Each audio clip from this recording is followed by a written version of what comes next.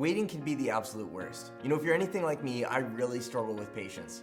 Whether it was waiting to graduate from school, It's been 84 years. or maybe it's waiting in line at an amusement park, or maybe it's waiting for this whole COVID thing to end. I know waiting can just be absolutely brutal. What I want you to do is in your small groups, I want you to share about a time where you had to wait for something. Maybe it was really painful to wait for that thing. But what I want you to do is talk about what was that like for you? How did you respond in your waiting? Talk about that in your groups and then we'll come back.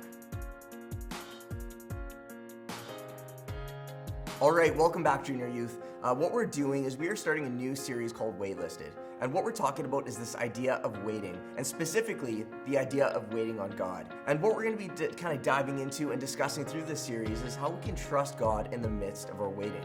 Waiting in life can be really tough. And the reason for it specifically in the year 2021 is because of our high-speed internet, our instant messaging, this fast food reality that we live in. We expect everything to come and to come now. We want it right now. Right now. I get frustrated when my computer takes more than 5 seconds to load. It's just the absolute worst. And not only is waiting itself difficult, I think sometimes waiting on God can even be more difficult. Because sometimes when we're waiting on God, we're left with certain questions. Maybe we ask, can God really be trusted? Or does God actually care? Does God see me? Or if God loves me, why do I have to wait so long? Why do I have to wait so long? If you've ever felt that way, I want to say that you are not alone. There's tons of stories in the Bible of people that had to wait on God. In the book of Genesis, we read about a couple named Abraham and Sarah. And the thing about them is they were deemed to not have children. And for them, in that time, in that culture, that would have been a disappointment and brought shame to the family. However, in Genesis chapter 12, God meets Abraham and gives him promises that he promises to fulfill in his life. One of the promises that God gives to Abraham is that his family would grow into a great nation, and that nation would be a blessing to the world. Now, the thing that would have been awkward for him at that time is that they couldn't have kids. So how could that promise be true? Do you know what's also interesting about this story is that Abraham was 75 years old when he got that promise from God. So he's getting old. And when we look at Abraham and Sarah, when they were facing this predicament of having this promise from God, there's this reality where they had to wait for it. They waited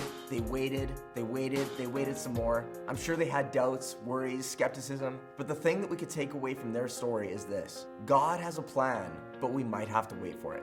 So the question that I have for you that I want you to talk about in your small groups is this: when it comes to thinking through the story of Abraham and Sarah, what are your first impressions? What do you find interesting about their story? Can you relate to Abraham and Sarah in any way when it comes to this idea of waiting on God? Talk about that in your groups and then we'll come back. Do you know what's beautiful about the story of Abraham? 25 years later, because he was 75, he was 100 years old when Sarah gave birth to Isaac. Eventually, God did follow through with the start of his promises, but it took him 25 years to see that being fulfilled. That's crazy, isn't it? Although God has a plan, sometimes we have to wait for it. But the beautiful thing about this is that we can trust God to fulfill his promises. So when it comes to this reality of trusting in God and our waiting, Abraham was able to trust in God and waiting for the birth of his son Isaac. And from that place, the people of Israel, they waited for the long coming Messiah, Jesus himself. And then for us, we are waiting for the second coming of Jesus again. But based on what God has done in the past, based on the promises that God has fulfilled, and based on the stories that we're going to be talking about in this series, what we can know is that we can trust God in our waiting. And although God has a plan, sometimes we have to wait for it. So Junior Youth, the question that I have for you guys to discuss in your small groups is this: what are you waiting on God for? What prayers are you waiting for God to answer?